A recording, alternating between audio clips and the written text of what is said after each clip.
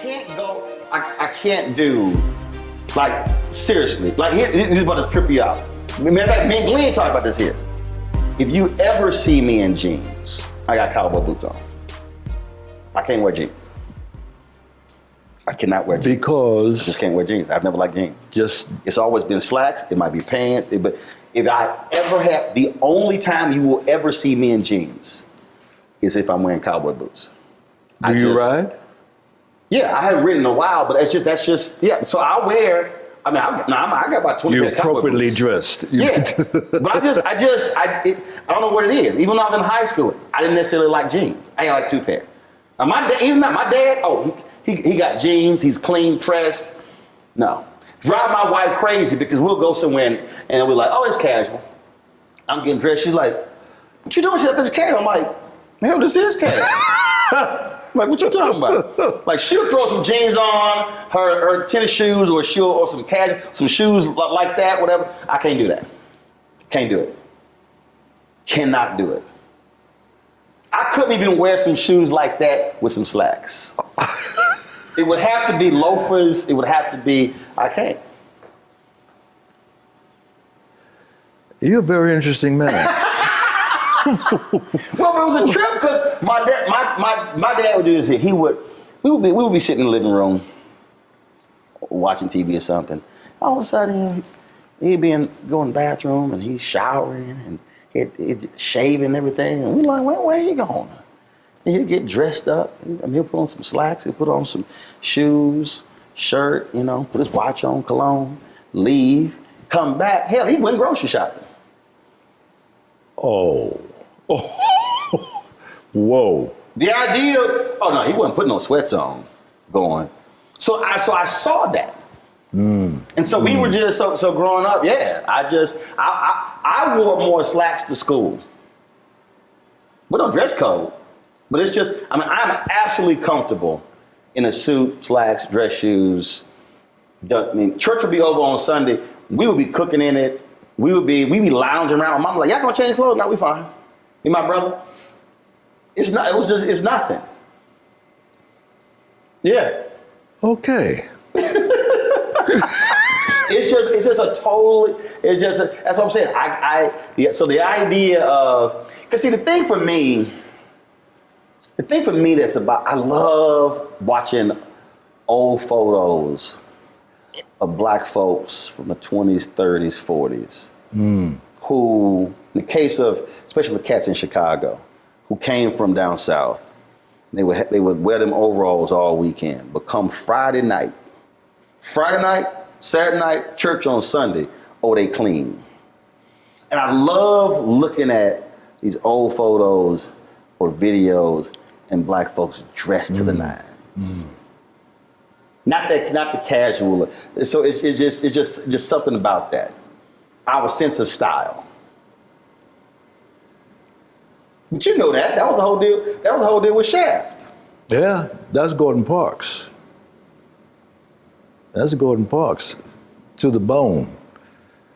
I mean, he is singularly the most elegant man I had the pleasure of knowing. I never got a chance to meet him. Sorry? I never got a chance to meet him. Oh. But everything, I've seen the documentaries and the books, it was all. He wrote a song that, what's his name? The minister who died, Don't Misunderstand. Mm-hmm. Gordon wrote that song. And it's the epitome, encapsulation of the Shaft character. Mm-hmm. But it's all Gordon. Don't misunderstand, you are no concern of mine. But in case you're free sometime and need some time, with me sometime, I can hold your hand. I can't think of his name. O.C. Smith. He sang the song, that was the Shaft 2. Mm-hmm. And I listened to that song, wait a minute. This is Gordon Parks. And and the thing about, again, everything I've read, the documentaries, I mean, it was the style, it was the attitude, and the fact that he believed I could do whatever I want to. So, you know, the sonnets and the operas and the movies and the plays, and he's an artist, he's a photographer, he's a magazine editor, making movies. I mean, we talk about Renaissance man. Yeah, yeah. That was it. That was it. Back then, they didn't have traffic control. And that shot, when I come out of the subway,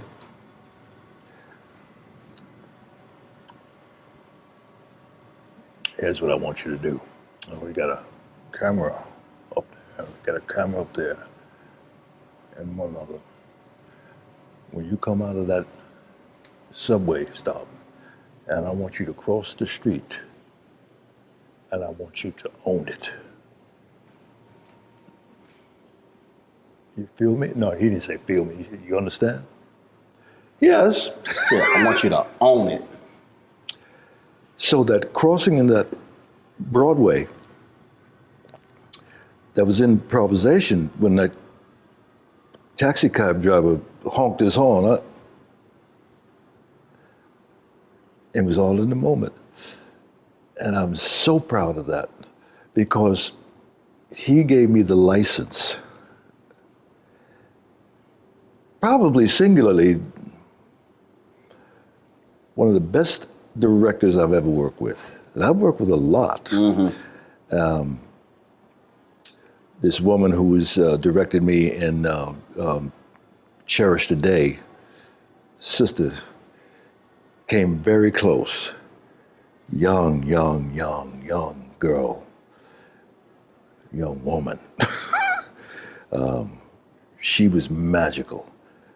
And she hasn't been in the business that long. Mm. But you remember the special ones. Mm-hmm. And you never forget the a-holes.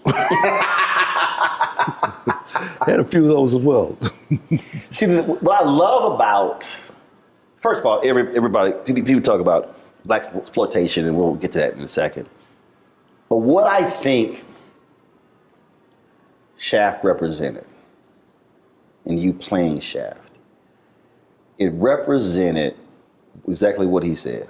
Own it, meaning bring all of your authentic black manhood and don't apologize for it. Yeah. And I'm not casting any aspersions on either Sidney Poitier's movies or anybody else.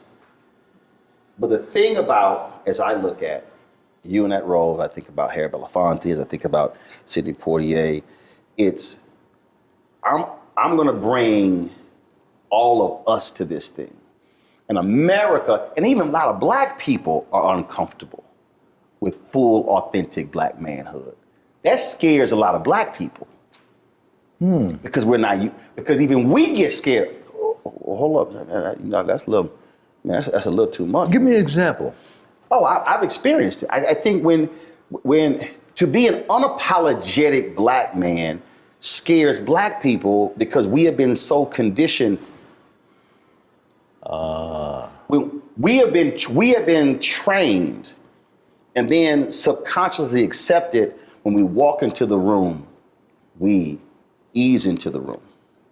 And that if you walk in your fullness, when he said, own it, who this cocky, arrogant person? Yet mediocre white men go to many spaces like, oh, I belong here.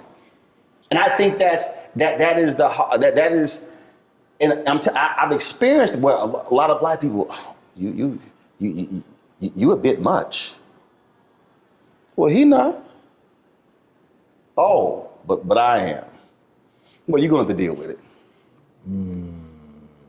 And it's a very interesting, I think, and to see it on the big screen, this total badass, clean, women loved him, unapologetic. That to me is what it represented.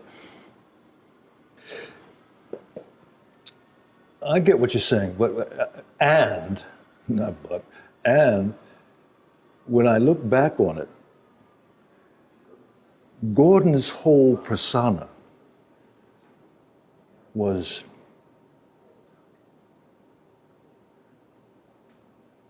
a total at ease with who he was. Yes. That's what you're saying. Yes. Under any circumstances. He belonged in whatever room he was in. Yeah. Because the studio didn't want me to have a mustache. Gordon said, no, you will have a mustache if I gotta paste it on every morning. Because for black men. Hello.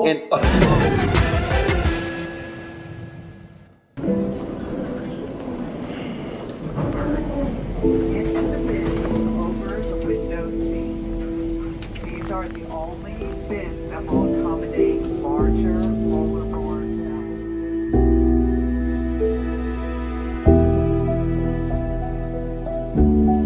They put 10 in here? 10, and you don't come out till you die. And you eat him, he poop 10. Oh my God. So what?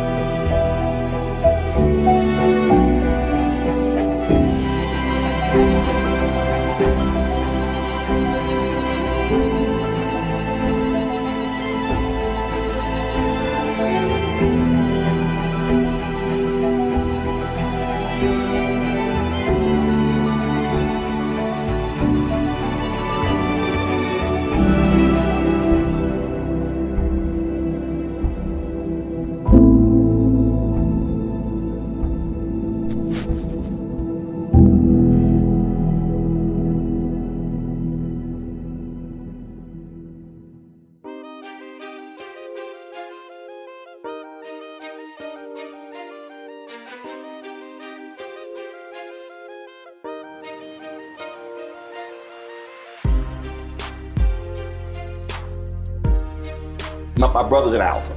He played spring 87. I played spring 89. So you get to shave all facial hair. I did not come home after I pledged until a mustache grew back. Whoa. Because I can't. Okay, I'm gonna tell you the story off camera.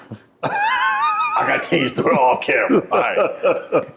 My dad will get real mad if I tell this story on camera. Okay. But let's just say my dad made it real clear to me and my brother. You better keep a damn mustache. Remind me to tell you the story. You gonna holler. But I've had that conversation with other brothers I went to college with, and when they went to corporate America, they shaved their beards, shaved their mustaches, and again, it was conforming to a standard that's not who we are. So for him to say no, he gonna have a mustache. That was another signal you are going to accept the fullness of this black man. Absolutely. Now, you said he gave you the license. Was that you? Because even that has defined you. People, oh yeah, that's the bad man. That's the badass right there. Did you have that attitude before, or were you sort of, hey? No. You want me to shave it? I'll shave it. You want me to keep it? I'll keep it. All right, back up. It was only a couple of years ago that I realized that the character Gordon placed on me was Gordon Parks. You know, he's got that bushy. Yes.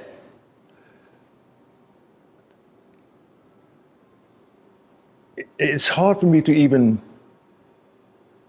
separate who he is from that character that was depicted on the screen. His mannerisms, I don't know if you remember, there was a scene where I'm looking for the gang leader, the black gang leader. I'm up in Harlem and I'm knocking on doors and say, have you seen? And he comes out, he did, what's that old actor who always put himself in his movies? It doesn't matter. But he opens the door and got, no, I ain't seen him. He owes me back money. And I looked at that, wait a minute. That is Shaft. You can't separate the two. That's who he is.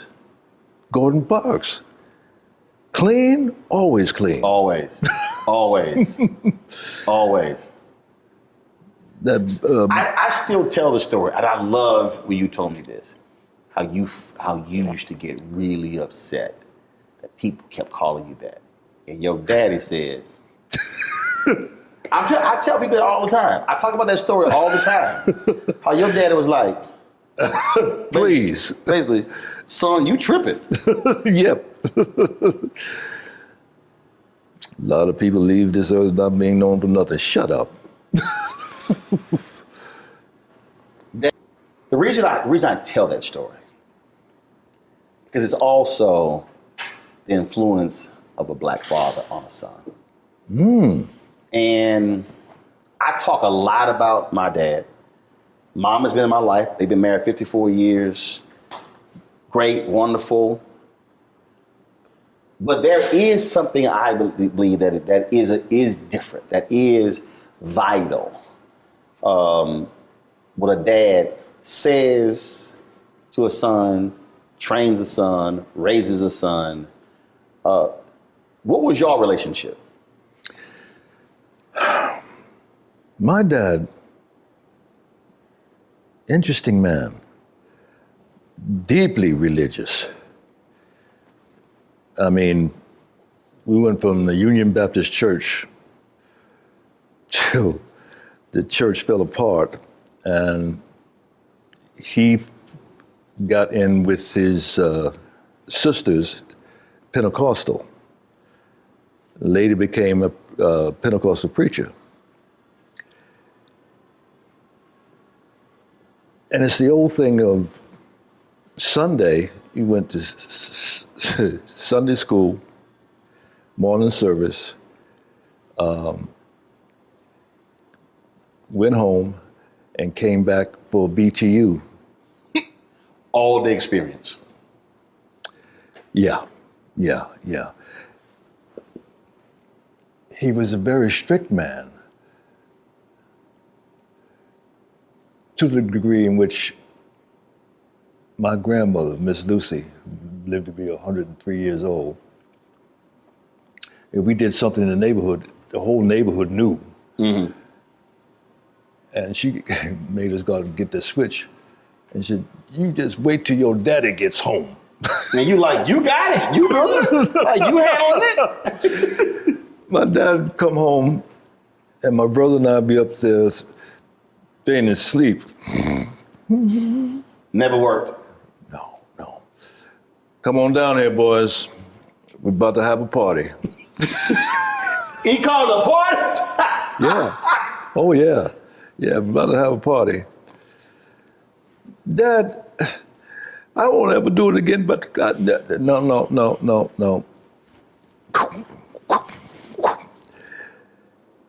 And I look at these kids today, my own kids. Right. Y'all don't know what you're missing. I told my nieces that. I said, y'all couldn't live in the household I grew up in. I said, y'all could not have survived. I said, you would be losing out of your mind. Because they had pushed me a little too far. And when I snapped, I said, y'all have no idea how close I am slapping the shit out of you. My dad, when he got upset, he couldn't talk. The Watkins man came to the door one day, knocked once and opened the door and said,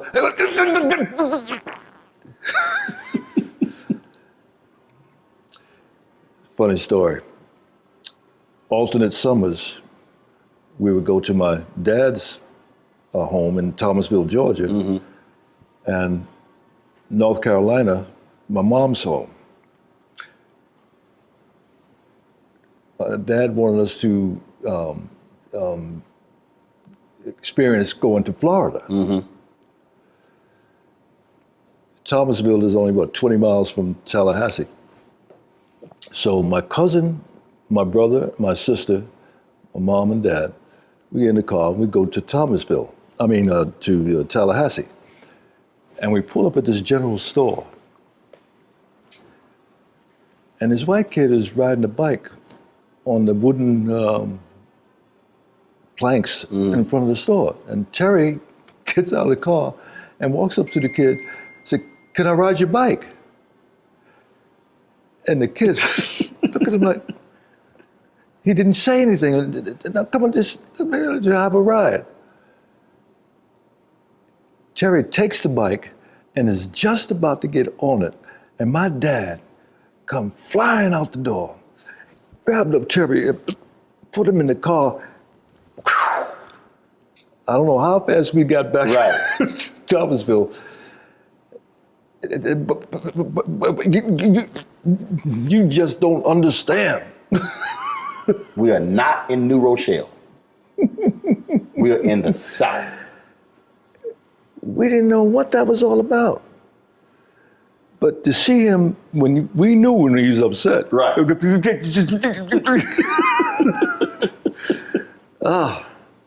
That Watkins man, he never did that again. Weekly, he would come by. Right.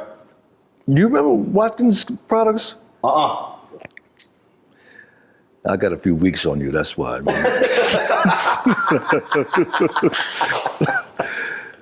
But that was part of the neighborhood. The Watermelon Man, the Good Humor Man, the Watkins Man. Weekly would come by trying to sell hair products and Vaselines and everything. I had a pretty good growing up. How did you decide to say, all right, I'm gonna become an ebony model? No, I didn't get a vote on that. No, I was doing the Ebony Fashion Fair. Right. And Eunice Johnson, Mrs. Johnson,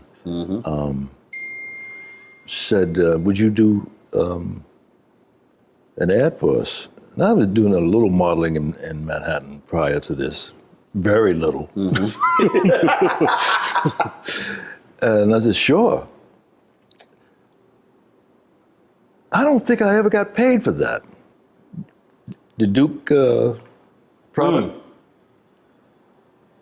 We were on salary, weekly salary with the Ebony Fashion Fair. 79. We're gonna use you everywhere. How much was it? No, it was 79 cities in 90 days. Right. I don't remember what we were paid weekly, but I was sending that back because I was then married, had 2 children. People don't realize how huge that tour was. Oh, It was a significant fundraiser for many black organizations. absolutely, absolutely. And after the film came out, I'd go doing promos from city to city. Say, oh boy, I know you did Shaft, but I remember you from the Ebony Fashion Fair. Because it was a huge deal. big time.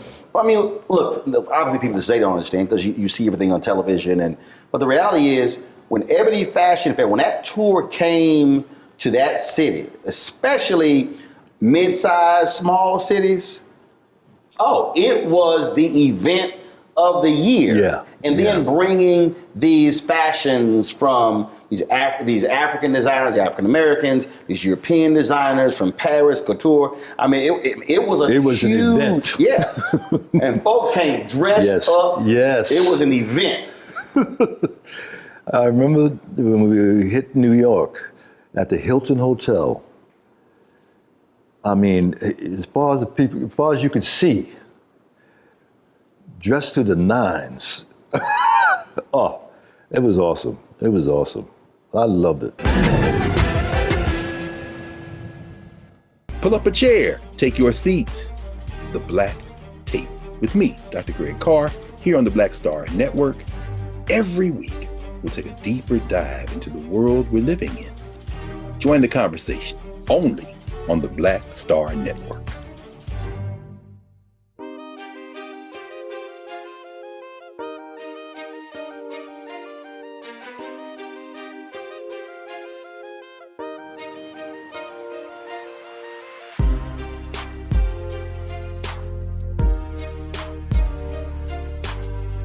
I lied to Mrs. Johnson saying that I'd done runway. We had dress rehearsal, more or less, in Gary, Indiana. Mm-hmm. And I'm watching the girls go out and they go midway and turn around and go to the end, turn around and come back. I said, I can do that. Like they're still walking. But I can't do it like they do it. Right. To this day, I don't know what I did, but when I came out, went down to the end of the ramp, the place went crazy. Oh, I like this. That was a monumental moment for me. Mm-hmm. And it wasn't until I got out in California at the end of the tour, Cosby threw a party for the Ebony Fashion Fair models. And during the course of the evening, we got to talking. And he says, so what are you going to do now? Well, I'm going to become an actor. Do yourself a favor. Go back to New York and learn your craft. That's when he was doing I Spy. Mm-hmm. And look at him. He's on I Spy. He must know something what he's talking about. Just a little bit. A little bit. And I did that. And I Learn went back your and joined. craft. Went back and joined the NEC. And that was an eye opener. Negro Ensemble. Yeah.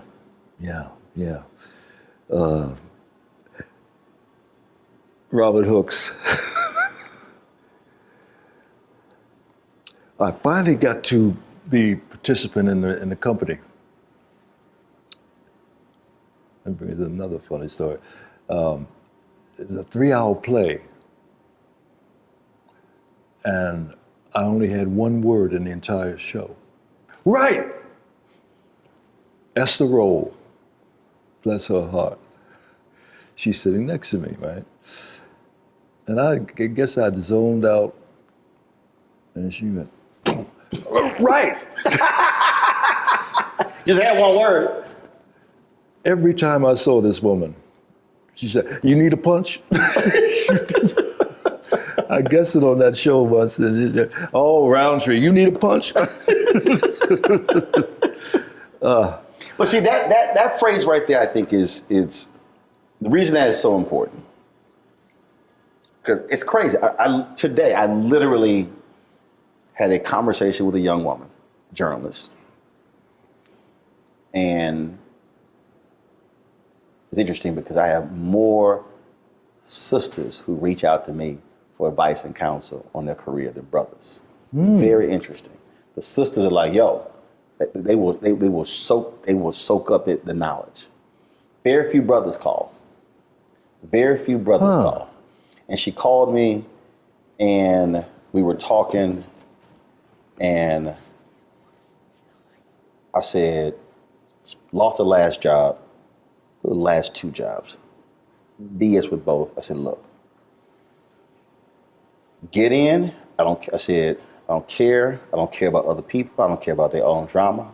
I said, focus on your skill set. Focus on your weaknesses. I said, identify all your weaknesses. Focus on that. I said, don't focus on your strengths. I said, because your whole goal is to take away if anyone's doubting what you can do, remove all your weaknesses. or minimize them as best that you can. And it's amazing how many people don't focus on the craft. It's not who sees you in airports. It's not who sees you. Because then they always go, man, I want to do what you do. But do you want to do what I did? Yeah. And that's the craft. That's literally watching, for me, watching the video and playing it back. What was your hand position? What were your facial expressions? What did you look like? Were you going to sleep? Were you bored? How were you sitting? How are you asking questions? Studying the craft. And it's amazing how many people in numerous fields don't really think about that. Seems to me that most people want to jump. Oh. You know, it isn't about the path. It's about the highway. Because the path that's actually what you grab onto when you go into a headwind. That's the thing that I use this example of Bishop T.D. Jakes. I said, if you focus on Bishop T.D. Jakes of the Potter's House, and you ignore the Bishop T.D. Jakes who was digging ditches in West Virginia, whose wife they were on food stamps, I said, then you can't understand the Bishop T.D. Jakes at the Potter's House. Lionel Richie said, when B.B. King died, interviewed with Lionel Richie said, Lionel, you cannot write the blues in the back seat of a limousine. Whoa. That's the journey. Yes. That's the journey. It's time to be smart. Roland Martin's doing this every day. Thank you, Roland Martin, for always giving voice to the issues. Look for Roland Martin in the whirlwind, to quote Marcus Garvey again. The video looks phenomenal, so I'm really excited to see it on my big screen. Support this man, Black Media. He makes sure that our stories are told. See, this difference between Black Star Network and Black-owned media and something like CNN. I got to defer to the brilliance of Dr. Carr and to the brilliance of the Black Star Network. I am rolling with Roland all the way. Honored to be on a show that you own. A black man owns the show. Folks, Black Star Network is here. I'm real revolutionary right now. Roland was amazing on that. Stay black. I love y'all. I can't commend you enough about this platform that you've created for us to be able to share who we are, what we're doing in the world, and the impact that we're having. Let's be smart. Bring your eyeballs home. You can't be black-owned media and be scared. You dig?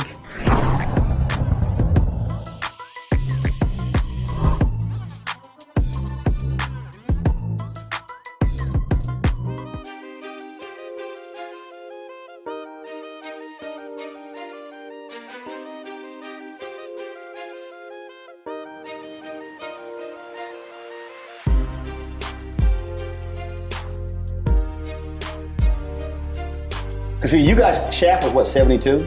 71. 71. So you had been acting for how long before that?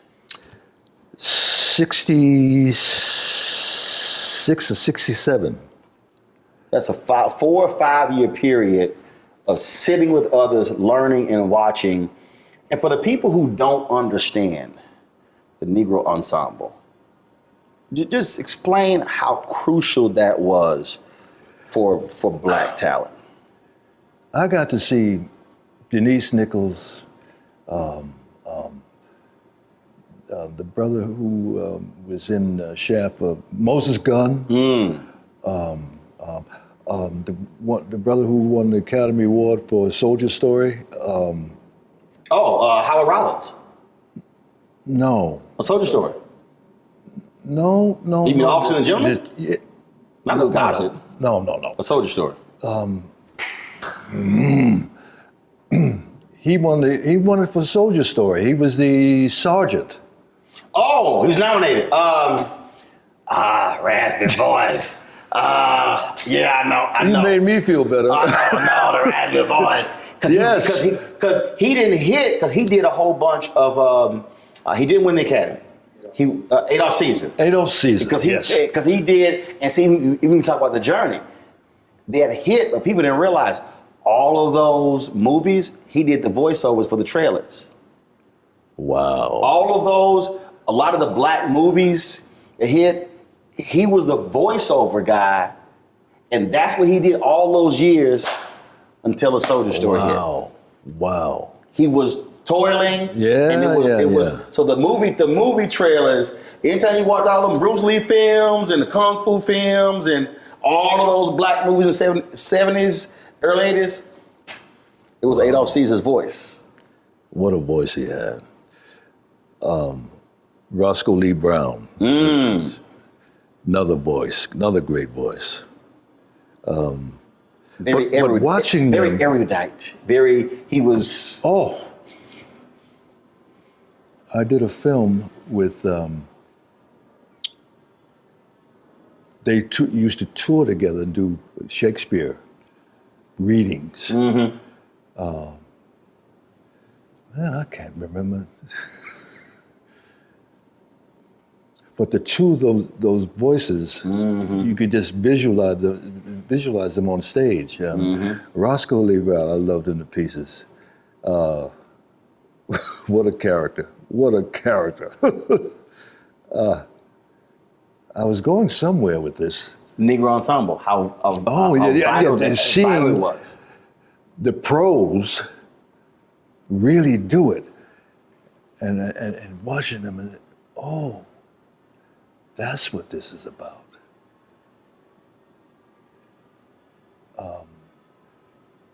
And I finally got into one of the performances, as I said, but I was trying to do modeling at the same time.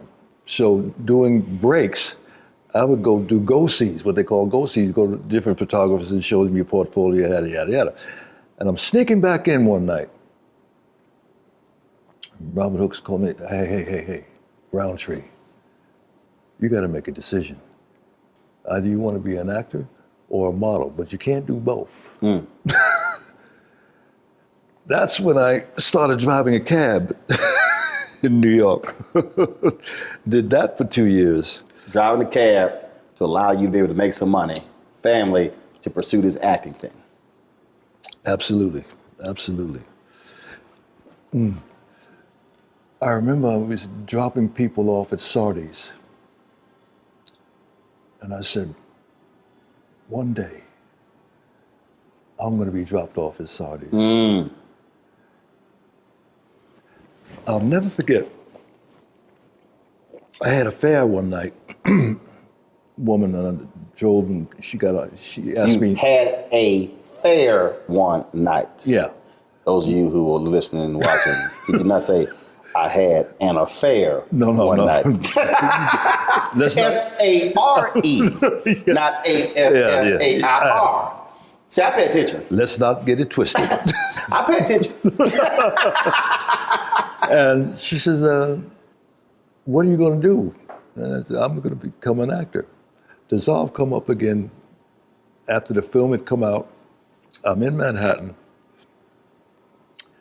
And I don't know what this meeting was about.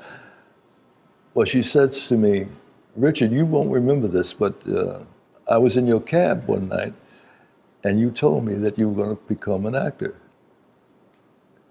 She was in marketing for some BBD, Right. Wow, really? And it came true. And that night at Sardi's, this was after Gordon told me that you got the role. I was in the telephone booth on 63rd and 3rd Avenue, across the street from Bloomingdale's. And that's back when you had to call in to see if you got messages. Right. Message was, call Mr. Gordon Parks. So I'll get in the phone booth, I drop my coins in and dial a number. And Gordon picks up the phone. Yes. Mr. Parks, this is Richard Roundtree. Oh, yeah, yes. Well, it looks like you got the role. I didn't know whether I'll go blind. First of all, looks like, did I get it or not? Really? Okay, wait. You can't tell anyone because it's the end of the year to get lost in the press. We're going to announce it after the first of the year. Can I tell my parents? Oh, of course. Hung up the phone, and I'm walking around town, and my fellow actors and models are saying, hey, you know what? Tree, I think I might have gotten that role. You hear this 2 or 3 different times. Right. You're like, did he come? Well, wait a minute. Was I dreaming that? Or then Gordon calls me up. I call Gordon, and he says, we're having the press announcing you are the Shaft. You are Shaft. At Sardi's. Wow. Wow. I get in the limo, when I pull up at Sardi's, oh, Lord. What we used to call, I'm shitting in high cotton. Yes, in high cotton, yes. I get out, and all the press is there, and actors, and I walk in, and Gordon announces, yes, this is Richard Roundtree, and he's going to play the character Shaft. Oh, magic. I got to share this with you. Miss Lucy, my grandmother,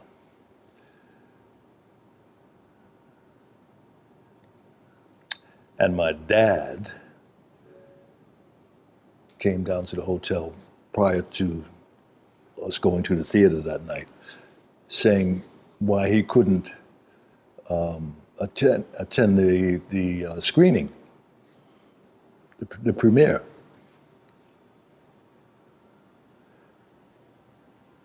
Okay. My grandmother, my mother, and my sister, and I go to this biggest night of my life. Right. Big lights, paparazzi, the whole 9. And we go into the theater, and the lion starts roaring. Film starts. And the first fight scene, my grandmother stood up. Don't you be hitting my boy! The place fell out. Miss Lucy, no, not this movie. Well, You sitting here like, no, I know my grandmother. she's 100% serious. Yeah. She was into it. She was in church. So Dad didn't go? No. Why? Because he's a very religious man. He never drank, never smoked, never cussed, and didn't go to the movies. Wow. Did he ever see the movie? Whoa. I don't think so. I did a film with Tim Reed and Daphne, Once Upon a Time When We Were Colored. Yes, amazing film. Once Upon a Time We Were Colored. Yeah. Roger Ebert said it should have been nominated for the Academy Award. Oh. No, I remember. Oh. I have the DVD. That movie, I told T.D. Jakes about that. No, he was in the audience when I acknowledged the fact that one of the great moments in my life. Let me back up. My dad was out here visiting me one summer, and I sat him down and said, Dad, I want you to see something. And he sat there. And I'm sitting here. And when the film ended, well done. Woo, I still get chills. Roland, that was a moment. First time he ever said anything about what I was doing. I've been all over the world. People. But that moment, oh! Johnny Roundtree said, well done.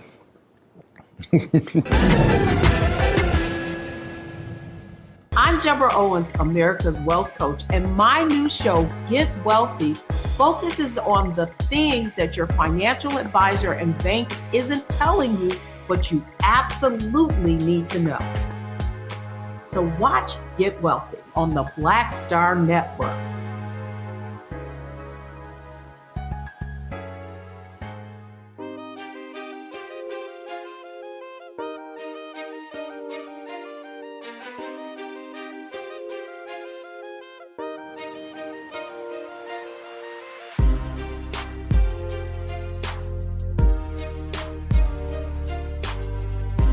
There's something special when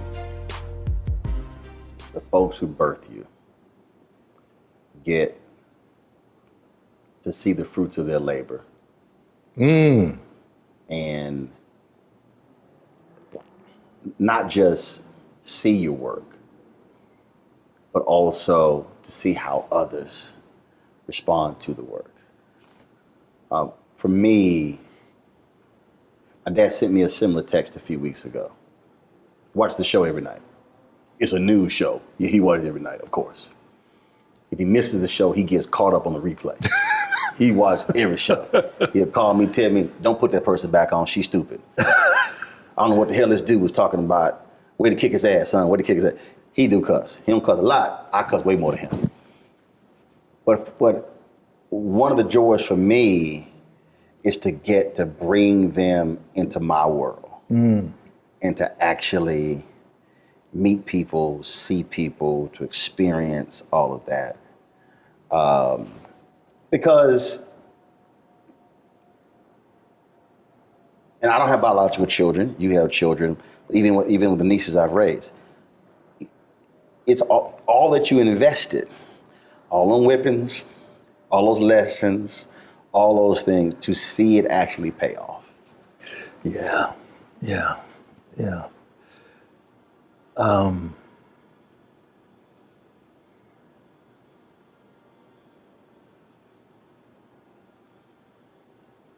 I can't say that I've experienced that with my children. To my dismay.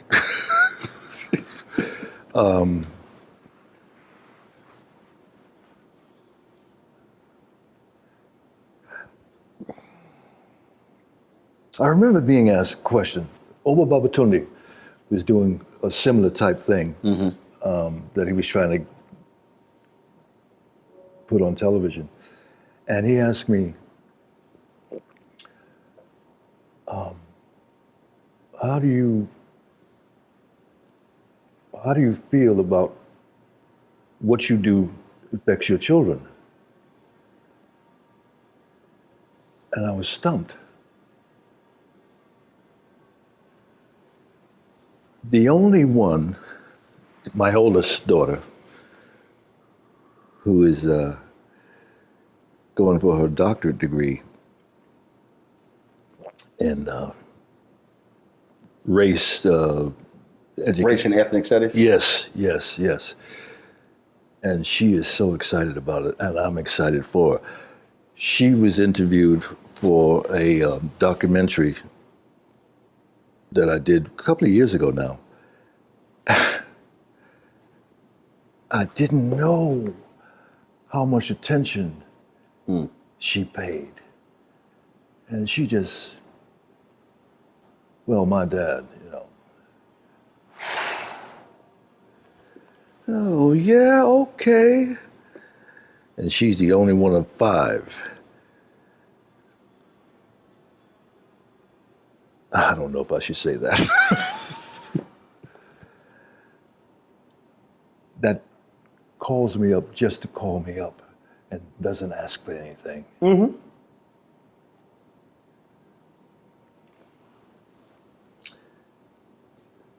Can you tell I'm a little pissed off? Just a little bit. No, but look, it is a. See, for me, and many others have said that. Talk about that relationship, that experience. So we live 8 blocks from my maternal grandparents. So I was with my grandmother, grandfather every day, almost first 15 years of my life till my grandfather passed. So the Catholic church we grew up in was founded in their living room. Nearly all our family went there. Every Sunday, it was 30, 40, 50, 60 people. Was it what? It was 30, 40, 50, 60 people at their house. I mean, because they had 8 children, 42 grandkids, like 70, 80 great-grandkids, like 120 great-great. I mean, just we got a huge family. So family matters. And when I talk to people, like it's amazing when I talk to folks and they say, yeah, I haven't seen my brother in 12 years. I haven't talked to so-and-so. That's foreign to me because of how we were raised. Right. And it's like if I go 3 months, like, hold on, what's going on? So my schedule gets crazy. So now, because I can, and they're retired, I'm like, all right, I fly y'all to Virginia. They were with me for 7 weeks. No reason at all. They came 3 weeks. They still work elections. So they were like, look, we gotta go back and work an election. So flew back to work the election, came back for like another 4 weeks. And just hanging. No one in particular, just at the house, chilling. Dad would cook every day. Mom, she was doing her stuff. And he just going places, watching TV, just being around, hanging around. And just, and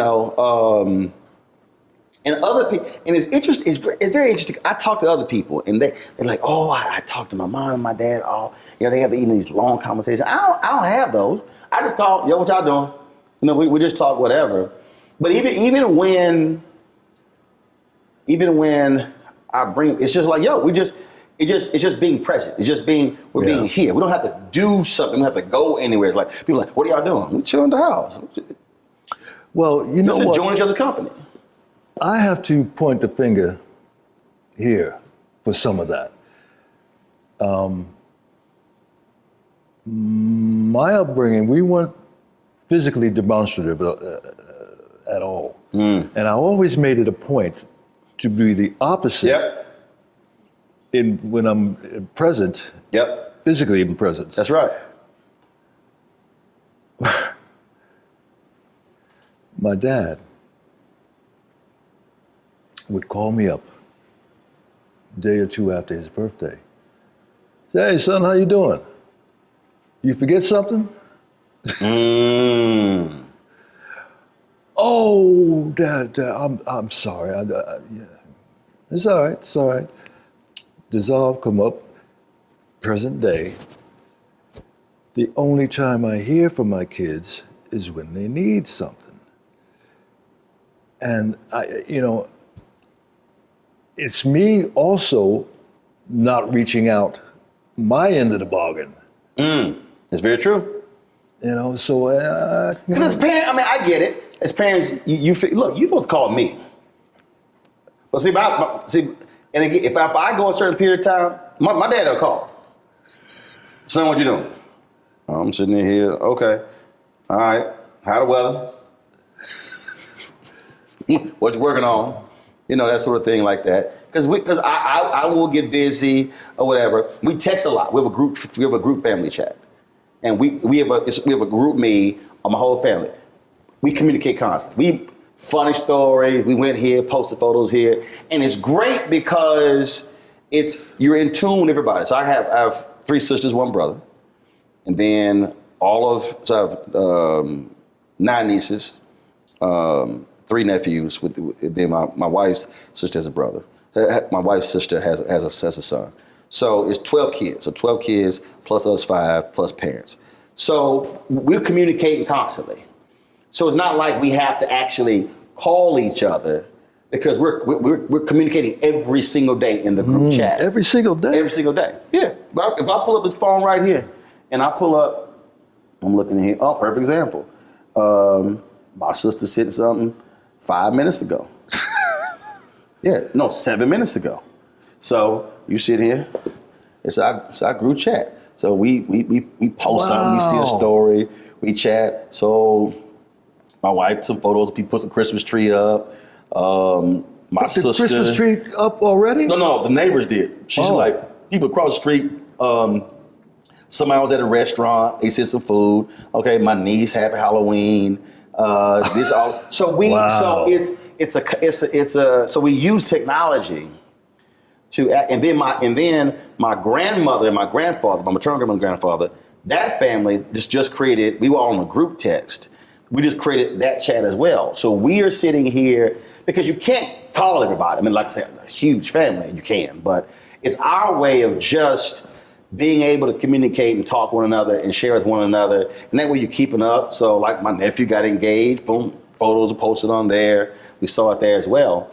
But that's the thing. And it's interesting because early this year, so I had an aunt who passed away, my Aunt Betty, my mom's oldest sister. And I was on the group text. I said, why aren't we getting together like we used to? I said, I understand COVID. And I said, we should not be doing get-togethers at funerals. Should not what? Be doing get-togethers at funerals. I said, because when somebody dies, if you have no memories to discuss because you never got together, shame on those who are here. And they were like, well, there's an annual event they have at the Catholic Church we grew up in where they celebrate the founders. I said, that's March. Why? I said, can y'all tell me why we gonna wait 9 months? I said, why are we waiting 9 months to get together? And as I'm saying this, my aunt, the second oldest sister, she dies within 6 weeks. So we go back for the funeral. And so I just told y'all, because at the end, one of my cousins, she died at 50. So we've lost 2 aunts and a cousin in the span of, like 4 months. I said, y'all, don't wait for March. So we're doing a Thanksgiving. I said, y'all, we literally grew up seeing each other every weekend. I have no memory of spending the night at a non-family member's house. I had too many cousins. I literally didn't have friends growing up. With no room. You invite no friend to the house for dinner. It's 42 cousins. Ain't no room. So, and so I said, y'all, why are we waiting? And I think what COVID has done, I think COVID has taught a lot of people why doing get-togethers are important. Why just, I haven't done it in a while, but when I used to come out to LA, I would do these dinner parties. And it was just, I said, y'all, I can't eat lunch with everybody. I can't eat breakfast or dinner. So let's just do a dinner party. And if you're in town, wasn't no dress code. You want to come dress, you want to wear jeans, you want to wear shorts, it don't matter. They were like, well, I said, And it was all by text message. So it was literally, yo, I'll be there next week. We're going to meet at so-and-so's crib. You can make it. And then it'll be 60, 70, 80 people. And I call them. 60, 70, 80 people? Yes. You got to understand, I told you. That ain't nothing for me. We could cook for 60, 70, 80. Because that was an every weekend get together with my family. So that's like, seriously nothing. I had a party at my house and they were like, how many people you invited? I said, man, about 100. They were like, oh my God, 100. I was like, y'all, that ain't a lot of people. You're like, well, how you cook for 100? I was like, easy. Big ass pot of gumbo, big ass pot of crawfish etouffee. I'm like, what's it? Because that's literally how I grew up. But it was the point of fellowship, seeing each other, having fun, for no reason at all. Didn't have to be somebody's birthday or holiday. But Richard ain't lying. This is how I would start. It's Tuesday night, school night. And again, we live 8 streets down from my grandparents. Somebody might drop by my grandparents' house, see them. And they come by our house. All right, come in. The phone ring. Hey, what y'all doing? Oh, we're just sitting there talking to Lurdy, my aunt's, my mama's sister who just passed. Oh, really? Okay. What y'all, I'm gonna swing on by. All right, so they come on by. Then all of a sudden, they might call somebody. Yeah, I'm about to swing by Uncle Reginald and Auntie Melda's house. Oh, really? What y'all do? Oh. Well, Wow. next thing you know, 8 people, 12 people, it's 15 people. And well, hell, we hungry. So, mama go cook something. Dad might be behind the bar playing music. We got school the next day. Man, this thing done turned into a family get-together. It's 20, 25 people on a Tuesday night. And we sitting here laughing, they drinking, eating, we do all this sort of stuff. Folks might break some cards out, whatever. And it turned to an impromptu, whatever, no reason get-together. Those are the memories that we have when we reflect later in life. Oh, remember that night? Or came by, or just we had them all the time. They were, when I say it was a huge part of my entire upbringing, that was constant. The only time we had people at the house was on Sunday between services. The preacher, Reverend Hooper. Woo! Reverend Hooper. Did he get to sit at the head of the table? No. That was Daddy. Yeah. Yeah. And the bad part about it, with either my dad or Reverend Hooper would say blessing. And we looking at the food. And you like, I should have eaten a snack before this prayer. Yes. Oh, that went on. And we'd have my cousins there because my dad was pretty much the father to my 3 cousins. Mm-hmm. They call him Dad, as a matter of fact. That was the only time I could point to that even smacks at what you're talking about. It was, so for us every Sunday, it's my grandparents' house. It was so many of us, man, we would, summertime, my grandfather used to coach his sons and all the boys in the neighborhood to play baseball. So we had family softball games. I'm talking about, we bring out the whole family play. We would go to the park, because we had that many family members. We could field 3 teams. It's 9 on 9 again. Where would the visiting team sit? No, I'm telling you, it wasn't no room. So we had enough players and fans. Wow. We had players, fans, and umpires. We could outfit the whole joint. Everybody would bring their bats, their gloves. I'm telling you, the whole family. That was my childhood. I'm telling you, I cannot give you a memory of going and hanging with another family. No, we were always together. It probably were 2 or 3 parties growing up that we went to. My dad would drop us off, and I remember one time he pulled up and he was like, "Okay, who are these people?" So he went inside. I need to know whose house this is. Whoa. Who y'all gonna be here? Cause here's the whole deal. If he saw folk outside and they were drinking, he was like, "Yeah, come on, we all getting down." I'm telling you, I know it was like, okay, so y'all the adults, okay, this your house? Y'all gonna be here the whole time?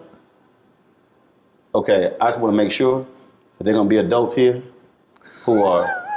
And me and my brother like, oh, no, wow, seriously, bro. He's like, okay, I'll be back at 11:30. Bro, wow. Be that look. Oh, that was the probably I had a couple things. I mean, you know, you grow up, you know, I'm just gonna leave him alone. Cause him crazy. Like just going, you know, some people want to try their daddy. Mm-hmm. Nah, We weren't gonna go there. We gonna go there. Hi, I'm Dr. Jackie Hood Martin, and I have a question for you. Ever feel as if your life is teetering and the weight and pressure of the world is consistently on your shoulders? Well, let me tell you, living a balanced life isn't easy. Join me each Tuesday on Black Star Network for a Balanced Life with Dr. Jackie. We'll laugh together, cry together, pull ourselves together, and cheer each other on. So join me for new shows each Tuesday on Black Star Network, A Balanced Life with Dr. Jackie.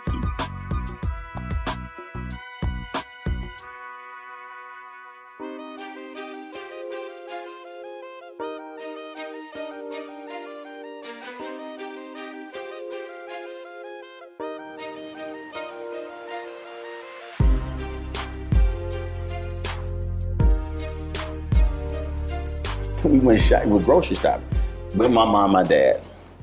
And it was a Walgreens next door. So I was coming back, I hear these two white men say, let's go get that nigga. Said what? Let's go get that nigga. And I hear it very clearly. I was like, oh shit. I run to the store. So I run to the store. I tell my dad's like, let's go. Now mind you, my dad was not a hothead, wasn't getting into fights, but if you mess with his family, like, let's go. Mom was like, Reginald, what you doing? Woman!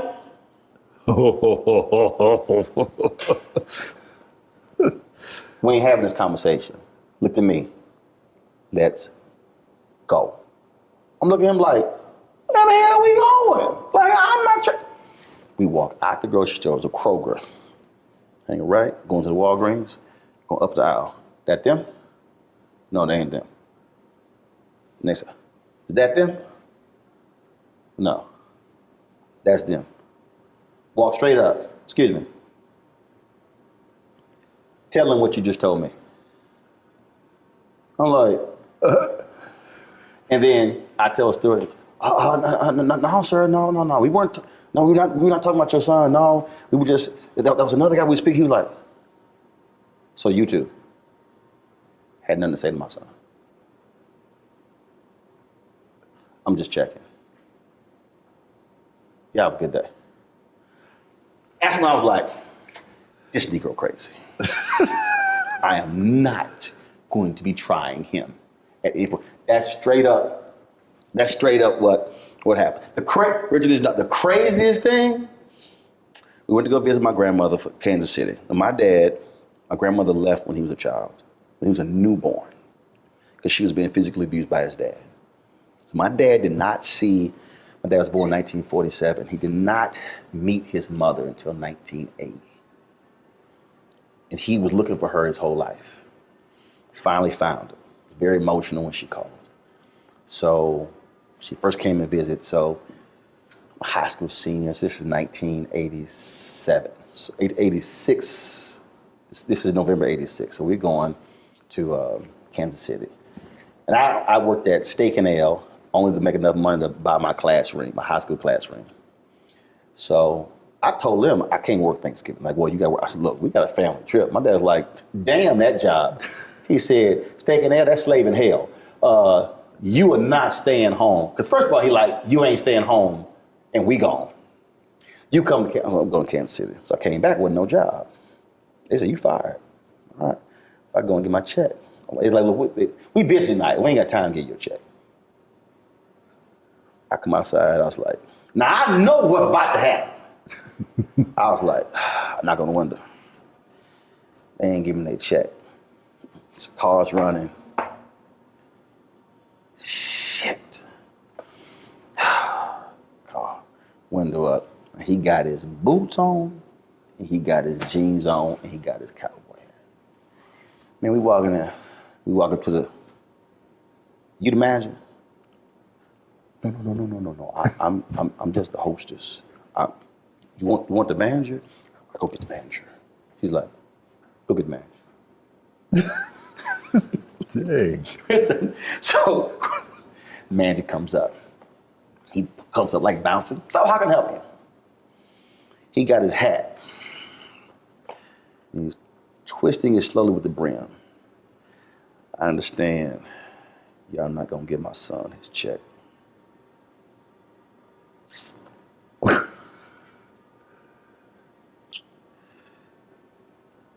I'm here for his check. And he stops and he's holding it. And this is how he's looking at him. Guy's like, I'll be right back. So he runs into the office, gets the check. He comes out, sir, here you go. He goes, hand it to him. He wouldn't take it.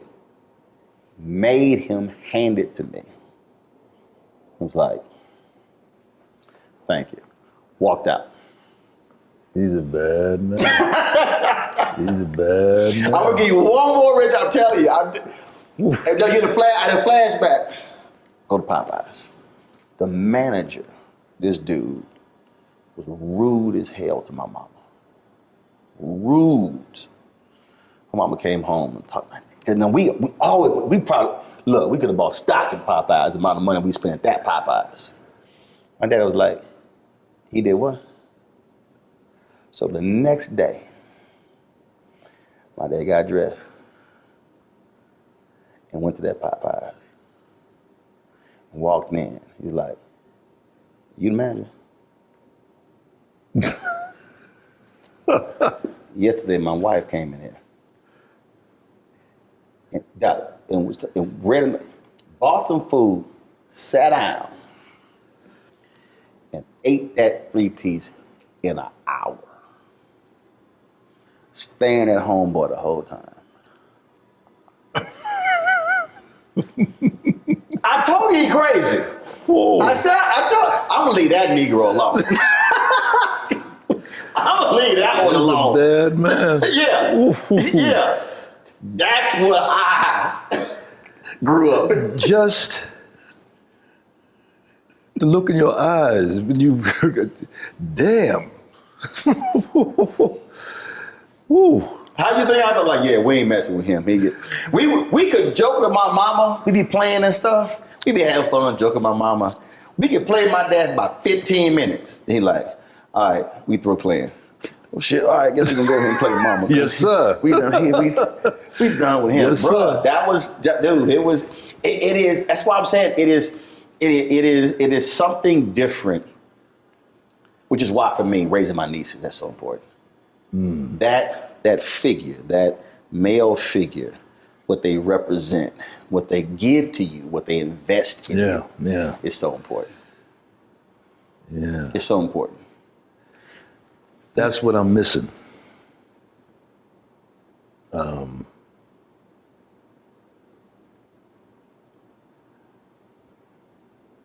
too soft. That's the bottom line. If that happened to I'm gonna get a call. And it ain't gonna go well. You can't call? You said your dad 2 days afterwards. Nah. Birthday's at 12:01. If my ass does not call between 12:01 a.m. and 11:59 p.m., there will not be waiting 24, 48 hours. You gonna hear. Matter of fact, I'm here the week before. You coming home? Wow. Oh yeah. Because his mother left when he was newborn. Dad was murdered when he was 9 by his second wife. So family is huge for my dad. And so then with my mother, all the family being all around, family is huge for us. It is huge. It's huge. And nothing gets in the way. And that all emanates from him. Both of them. But really for him, because of what he didn't have. Yeah. I totally get that. And so, so for my mom, absolutely, her brothers, her sisters, and then because we didn't spend a lot of time around my dad's brothers and sisters. Nearly our entire life was all around my mom's brothers and sisters. My grandmother had a catering business. I was 7 years old. I was 7, we were catering weddings, all this stuff. So we spent so much time around them. It was, but it's just, but just the value of what that means. The power of family. And it's never too late. See, you said they don't call. Don't matter what happened before. Seriously. If I'm you, the moment this interview is over, I'm going to call one, I'm going to say, call the other on the three-way. And you call the other on the three-way. I don't give any excuses. We'll force it to happen. No, we getting together. Oh, I ain't got no money. You ain't got to pay. But you getting together with family. Because time is finite. They got kids? Yeah, I've got 2 grands from my younger of the first marriage. How often you see them? I haven't seen my grandkids.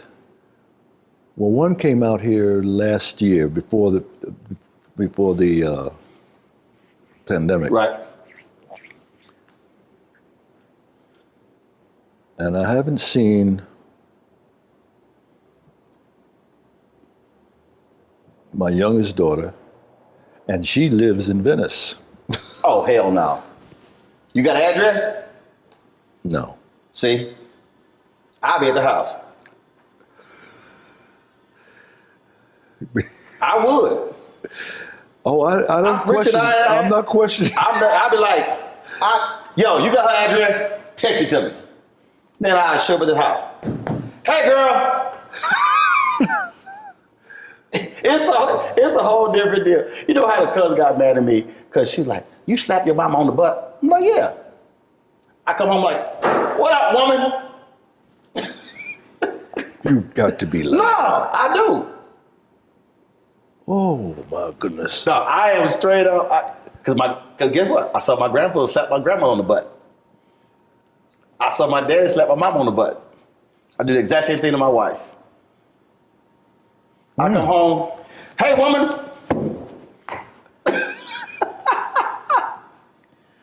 Roland, you crazy. Of course I am. Everybody in my family know I'm. It's all love. If I didn't do that, she probably think I was sick. She's like, boy, you crazy. I'll give her a noogie. I haven't heard that word yet. I do. So my mom's short. I'm like, come here, woman. Oh, yeah. You come to my family gathering, you can be like, I see this whole family. Because we absolutely enjoy being around each other. Yeah. Even when people act stupid. Even when people act stupid, we do that. It's such a difference. There's 2 sides of my family. My mother's side, crazy. My dad's side, they're all preachers. Right. Very religious. But I enjoyed being around my mother's family.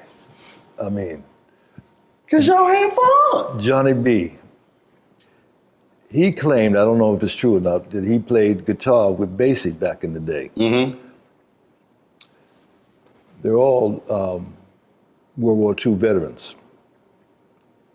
My Uncle Elmo, Johnny B. And my grandmother had 10 children. She outlived all but 1.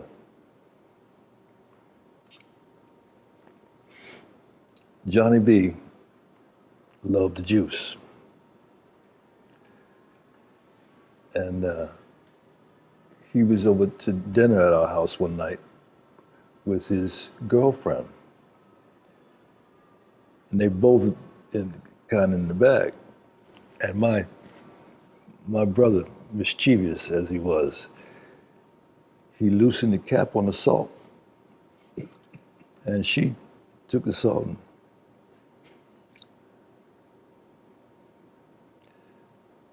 and Johnny B, that's the way he laughed. Oh, I forgot to add that she was a big woman. Tree, you know why I love her? Because there's so much of her.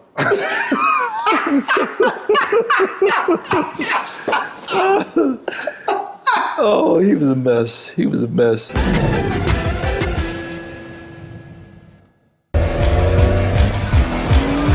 all impacted by the culture, whether we know it or not. Politics, music, and entertainment is a huge part of our lives, and we're going to talk about it every day right here on The Culture with me, Faraji Muhammad, only on the Black Star Network.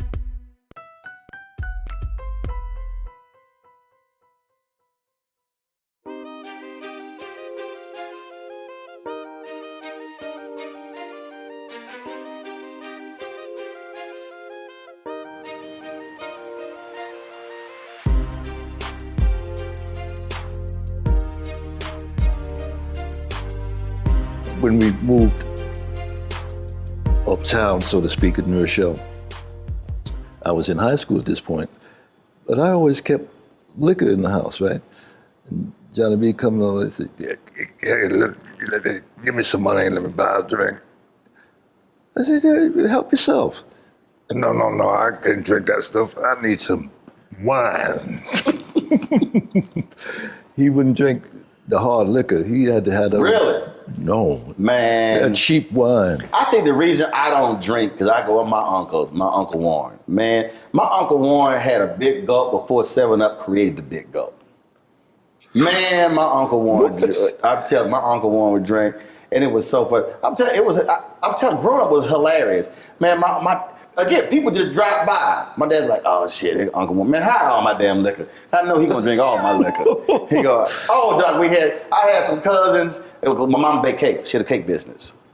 Cousins dropped by. My dad's like, "Oh hell no, hide them damn cakes, because you know damn well they been trying to pack all our shit up."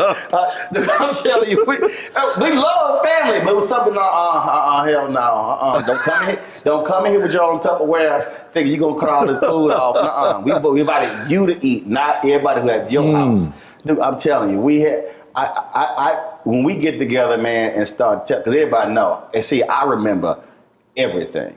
Oh, we tell all stories. You could use your way. See, look at you. I remember dude, that. I'll be bringing. Like, how your ass remember that? I was like, easy. That's why I never drank in my life. I said, ain't nothing affected my brain cells.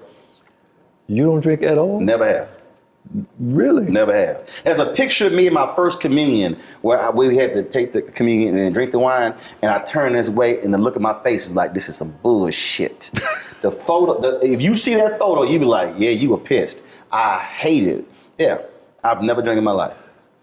Never. So they use actual wine? Yeah. Yeah, I was ticked. I've never desired. My dad tried to give me some non-alcoholic beer. I said no. I was like, nah. And him and my brother, they sit there, get the glasses, they drink. I'm like, y'all, look, people give me so much liquor. Man, my dad loves to visit. He come, he like, oh, you got the good stuff. And I got like bottles of champagne. I got, he and my mama love visiting. They be drinking champagne every day. Because people give me so much. I don't know why people give me alcohol. I'm like, give me some Pro V1s. Okay, I play golf. I can't do a damn thing with this alcohol. Oh, my dad, my brother love people handing me alcohol. Because it goes right to them. I don't do nothing with it. I don't do nothing with it. See, I can see and talk to you, Richard, all day. I'm talking about this crap. I got to ask you this question here. We had the grape juice. I mean, not grape juice. Yeah, grape juice. Right. No, the dead wine. Dead wine. No. Catholics believe in alcohol. When they say Jesus drank from the cup, pass me the wine. I was an altar boy. I had to fill up the shallot. There was wine in there. They would keep it in the refrigerator in the priest's house. We had to go get it out of the refrigerator, put it in the cup. Yeah, that was real wine. Yeah, no grape juice. No, it didn't exist. Didn't exist. I'm asking you two questions. Who would you really love to do something with today, a project? Somebody you haven't worked with, who would you love to do something with?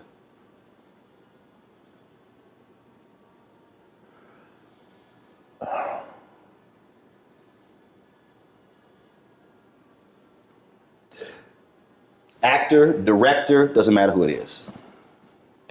Black, white, doesn't matter. Interestingly enough, tomorrow I have my first meeting with Jane Fonda. Two OGs. Yep.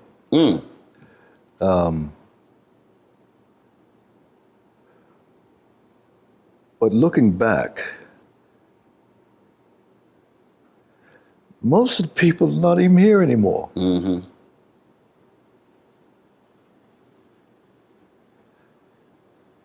I would love, or Denise Nichols, I would love to do something with.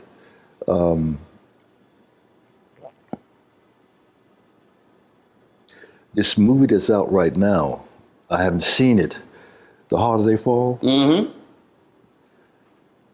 All the characters, there's a character in there, Jim Beckworth, Mm-hmm. who discovered Beckworth Pass up in Sierra Nevada. I've always wanted to do that character. Mm.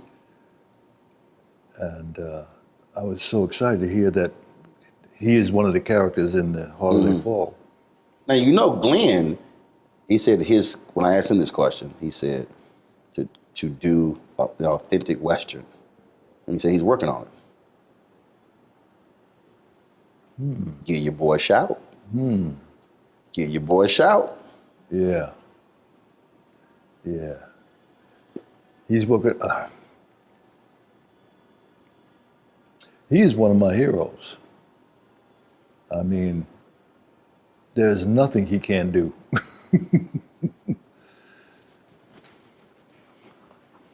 Last question.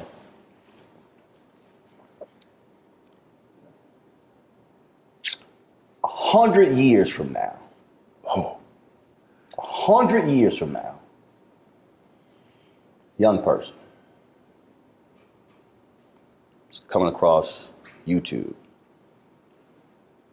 They're streaming something. They might see you in Shaft. They might see you on Rock. They might see you Lincoln Heights. They might see you in anything. And if that kid says, who is this Richard Roundtree guy? And they could Google it, but that's really somebody else saying something. What do you want that kid, because they will come across your work 100 years from now. What do you want that person to know who Richard Roundtree was?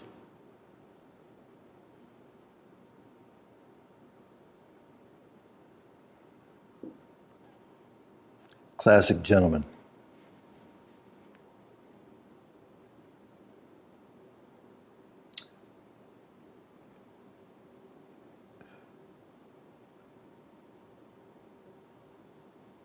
The people that I most admire have those two attributes: class and an excellent gentleman.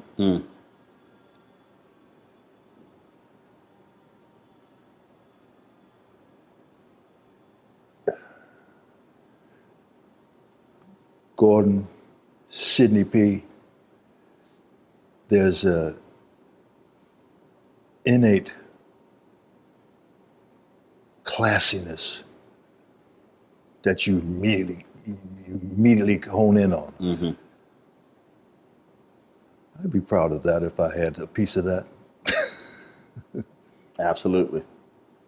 Well, I've been wanting to do this for a long time. We've talked about it. I'm glad that we got a I love chance. sneaking up on you when you. Do you remember that? Yes. I remember that. It was a red carpet. I remember the Icon Man when we had a conversation about, and I had to give y'all this actually happened. I had to give you some advice. Remember, there was a woman you were interested in, but you were a wee bit. You said she was intimidating, and I said, Richard, is she all that? You were like, yes. I said, go for that. Oh, I remember. That was in Atlanta. It was Icon Man here in LA. Remember that dinner? They had us all at the different tables, and they grouped us, and then they said, okay, now it's conversation time. Oh. And then we were talking about, and I was like, hold up. You Shap. I said, he was like, nah, but no, this is a strong sister. It was a really interesting conversation. And so we were going, I was like, Richard, go for that, Richard. Paula Kemp. I don't know. I ain't never met her. But I was like, go for it. Yeah. Yeah. There are times when you feel very confident, and there are times that you're squirmish. And that was one of those times. I don't know about that. No, I can envision you being squirmish. No, because I'm going to tell you why. There were things, when you talked about doing the opposite of when you see something. There were opportunities that were presented to my parents growing up that for whatever reason, they were afraid to go after. And I said, that will not happen to me. Mm. I literally said, that will not happen. And I was like, what are you doing? There were people who wanted my dad to run for city council in Houston. My dad's like, my parents didn't go to college. We didn't like we had money. Parents never made more than $50,000 combined. But they were so committed to civic duty and purpose that people saw that and it was authentic and they said, you should run. For whatever reason, chose not to. When I was a kid, I was 13, 14, and I saw it and I was like, that will not happen. And my dad introduced me in this church and he's like, I don't know where my son gets it from. I'm like, I get it from my parents. But I decided then, if I want something, I am going after it. And I will be relentless. I'll be fair, I'll be decent, I'll be respectable, but I will be relentless in getting it. Somehow I get that from you. Somehow. Been that way since I was a teen. Been that way since I was a teen. That's what drives me. My brother, great chatting with you. Thank you. And you know, I love your work. It's always good chatting with you. Absolutely. Always. Thank you, brother. Yes, I appreciate sir. it. Appreciate it.